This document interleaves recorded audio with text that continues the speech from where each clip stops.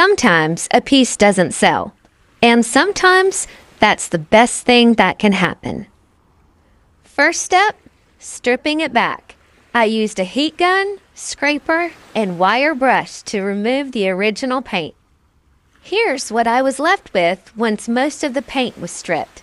Not perfect, but a great base for what came next. I sanded everything smooth, working through grits from 60 to 320. That's the key to making the next technique really shine. I also chose to remove the top detail. Sometimes a small change makes a big difference in the overall style. Now, for one of my favorite techniques, I use muriatic acid to create that aged driftwood finish. Gloves on, and always work outside. Brushed on, rinsed with water, and you'll see the wood start to shift and weather beautifully. With the wood dry, I chose this gorgeous coastal paper to layer across the drawers. To give the paper a vintage treasure map feel, I use a lighter with a wet wipe ready to control the burn.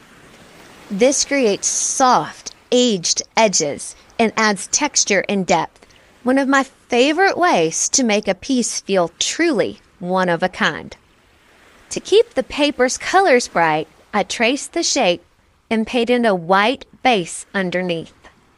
Then I applied the paper, smoothed it with a soft cloth, and used my heat gun to remove any small wrinkles for a clean, seamless look.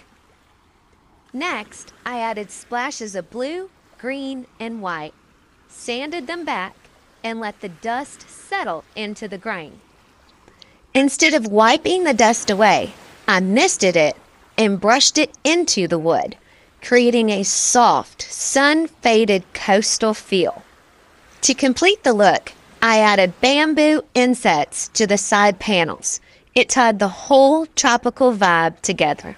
This piece didn't sell the first time, and that's okay. Sometimes a pivot brings out something even better. I love how this new version tells a whole new story, and I hope it inspires you to keep creating, even when the first try doesn't go as planned.